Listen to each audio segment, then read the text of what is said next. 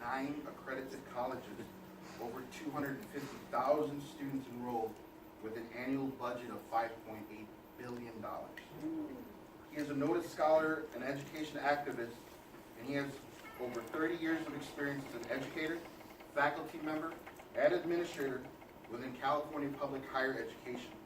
Dr. Rodriguez has dedicated his career to high-quality public education and championing diversity, equity, and inclusion, and outreach to underserved communities. In particular, Dr. Rodriguez has focused his career in educational policies that expanded access to higher education and financial aid, tireless advocacy for undocumented students and student veterans, and the leadership development of young Latino and African American students. He frequently speaks on topics of higher education, student access and success, governance and governing boards, workforce development, fundraising, philanthropy, and community. Born and raised in San Francisco, Dr. Rodriguez attended the University of California, Davis, where he earned a bachelor's degree in Chicano Studies and his master's degree in community development. He received his PhD in education from Oregon State University and serves as a lecturer in the doctoral education programs at Sacramento State University and at San Diego State University. Having received numerous awards and recognitions from local, state, and national organizations for his servant leadership and dedicated service, Dr. Rodriguez is a first-generation English language learner and proud son of an immigrant factory workers. He credits his parents for instilling a strong work ethic and a tuned moral compass. Folks, help me welcome today's keynote speaker, Chancellor.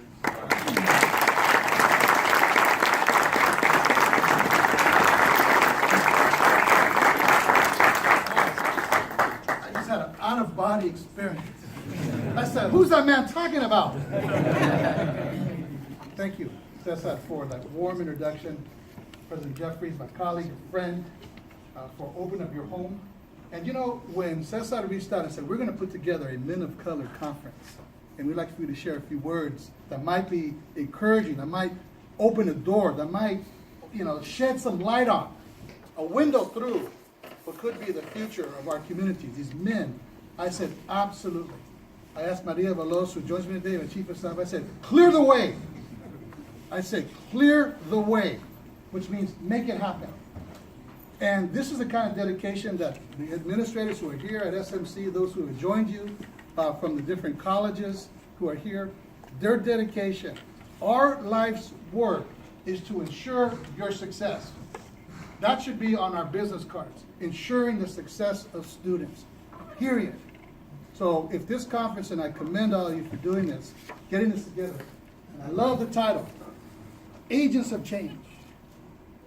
So if you've not thought about yourself, and I'm addressing the students at the moment, and even our members of our community who are here, as an agent of change, today is where you shift that mindset and say, I am an agent of change.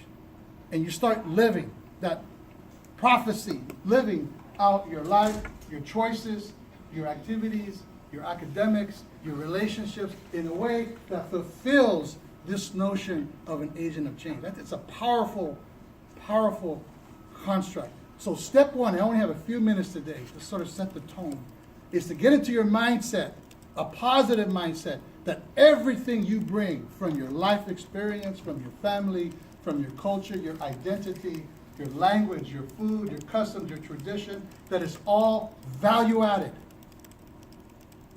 There's too many negative sources that tries to reconstruct your thinking, that our experiences of living poor, our experiences of coming from single family homes, of being English language learners, of being undocumented, that is somehow negative.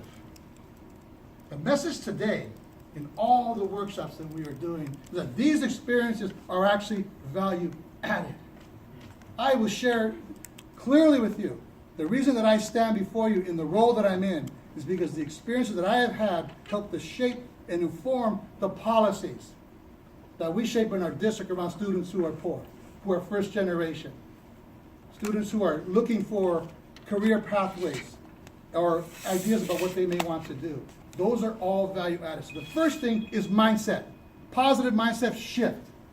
Always carry with it. It's not temporary. Carrying this notion to see that your experiences are valuable. Those things that were tough, you learn from. It builds tolerance, it builds resiliency. So that's the first thing. So I was asked to spend a few minutes on reflecting on empowerment and social change. That's sort of the theme. That's the thread that runs through the conference. So let's start. And I'll just, why this matters. And I'm trying to do this in three quick parts. Why leadership matters. The second piece is giving you a little bit of just data to underscore the sense of urgency of why it is incumbent upon us as educational leaders to provide environments where you can succeed. And the third part, just some personal disclosure, some sense of getting to know the connection. So by the time you walk out of this room, you can say, you know what? I can, there are parts of this man's journey that reflect my own journey. So what that should do is to empower you to say, gosh, you know what?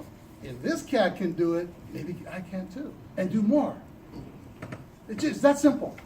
In the same way that in 1981, 82, 83, when I saw this man named Tomas Rivera, Chancellor of UC Riverside, it blew me away.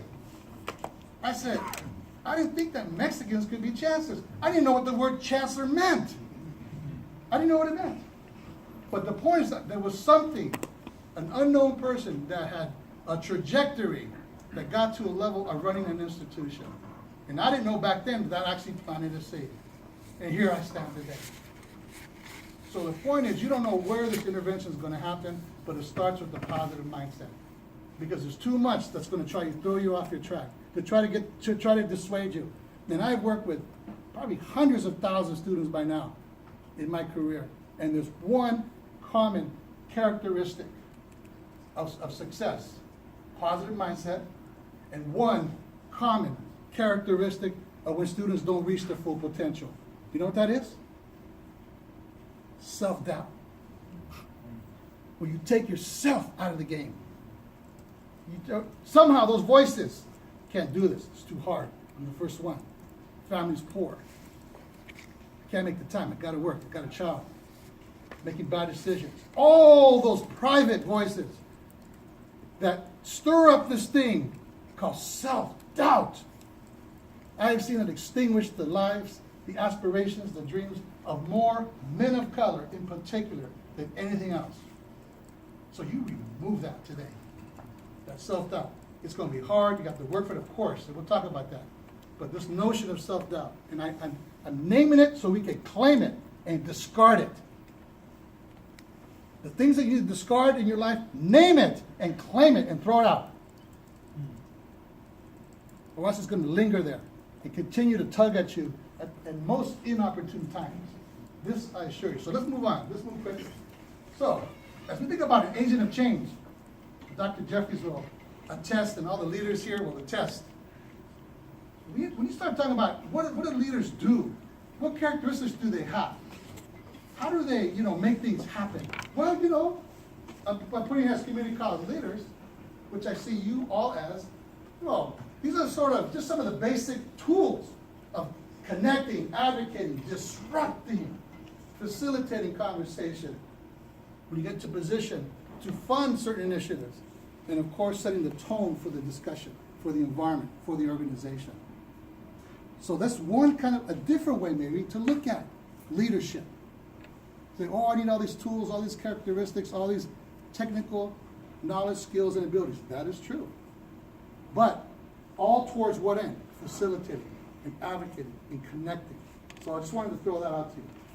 So, as we think about the 50th anniversary of Dr. King, this is my mantra. Whatever it takes. Whatever it takes. By the way, I'll leave this PowerPoint with Cesar. You guys can do that. Whatever it takes. That's what this says. But you've got to keep moving forward. Builds resilience, builds tolerance, builds skill set. Also, 50th anniversary of 1968, the walkouts. And unless you're taking Chicano studies, and other kinds of American studies with informed instructors, you don't hear about this too much. It's erased from our curriculum, where students just down the road, are we still students here yet? Yeah. All right. Where those schools said enough. We are tired of broken schools, broken windows, broken teachers, bad curriculum, low funding, low graduation rates. We're tired of a system that is extinguishing our dreams. And it walked out. And we have multiple examples in our civil rights history of people walking out, saying enough. So talk about people who paid it forward. Those who took risks and challenges to ensure and to call out an unjust system. And why? And let me let you know, I will say this, the system is still unjust. It's still unjust. Hence the need for more agents of change. And hence why you're here. Hence the seeds that we have to plant and move forward with. Why? Well, first of all, look at some facts. Here's the data piece. Students of color are going to be the majority. They are the majority already in California and in these schools. But we're talking about the entire United States will be of color real soon. That gets a lot of people scared. Oh my gosh. A lot of folks, a lot of babies. So just mere mass numbers. But if our trajectory continues, our results will not equate to what we need. So, the basic fact, college equals opportunity. College equals more opportunity. We know this. There is no better determinant of social and economic mobility than education. It's the best sequence of activities that you can do. So this sacrifice that you're engaged in right now, this hard work you're engaged in right now, this disruption in your career or your other pieces of your life that is happening right now that is hard to manage, hard to negotiate, is worth it. It is. It's worth it. And the data don't lie on this. And so education can change your entire trajectory. But too few students of color, like us, finish college. So here we are establishing folks of color will be the majority of the student population. The education is a powerful economic and social mobility determinant, but yet we're not completing. Why aren't we completing? Because look, we don't spend enough money per pupil in our systems. And I want to point to this one. Well, the red indicates the spending, and look at the student head count. There's a disproportion of 3 to 1 of dollars spent and number of students. So when we talk about triple SP and student equity and all these different kinds of funds, basic skills that are now braided to provide support, it's still not enough money. You're trying to redo, recast, reshape, undo generations of financial and institutional neglect. So that's the challenge that we have as administrators, to change the narrative, to redirect the resources, because I guarantee you, I know in our district, and every district in this country, and in this state in particular, we're spending money on things that don't work. Don't work. Yet year after year, it becomes an entitlement fund, something we do. And for a variety of reasons, we haven't been able to reshape that. That's another lecture for another day. Okay, let's move on. In particular, germane to our discussion of black and brown men, in particular, we fare the least and the worst. This is the fact part. Remember 50 years ago, people walked out. More folks of color. But yet, we are still, look at the gap. The resource gap is significant. Okay, this is our data from the American Association of Colleges and Universities. Very reputable organization. So now you got a sense of the urgency. Now you got a sense of why it matters. This is what I discussed before. So Dr. Yes. BCLA's here. Hey, Husky. Your district. Yes. What's up, guys? Pásale, pásale. Come on in. Come on in. Come on, welcome. We got some seats over here as well. Come on in. Pasa.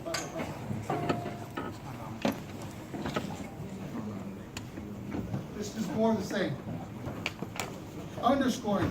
So when you see your president, your chancellor, other presidents continue to advocate for, take risks on, pound the podium, urge our boards to hire certain individuals that reflect the diversity of our students, it's because we know that the disparity is vast. And the only way to change this narrative is to get the right people on the bus and to invest in the right particular ways. This is our leadership challenge, to do the right thing. And we do. And sometimes that disrupts the organization. It makes the organization feel uncomfortable that you're hiring certain types of people. That's coded language for racism. That's coded language for sexism, homophobia, all those things. It's coded language. So when your president and your chancellor, other presidents are trying to move the equity agenda forward, the diversity and inclusion agenda forward, we need the help of students to help us do that, and of faculty and others who believe in this cause, because these data are significant. If we don't have a radical change of policy and implementation of such, what we are actually doing is passive perpetuation of racial and educational inequality. That's what we're doing. Passive. 50 years now. And in fact, I would say, and I call ourselves out, that we're complicit in this wealth and educational gap that exists. So we must be an agent of change. Every person in here, whatever role you have and the roles that you will have, you must view yourself as an agent of change, because this is worsening. We go back to this. It's worsening. The gap exists, especially for men of color, black and brown men. Okay, I can't get, this is the way I work. Okay, Dr. Jeffries, I hope you don't mind. I want every single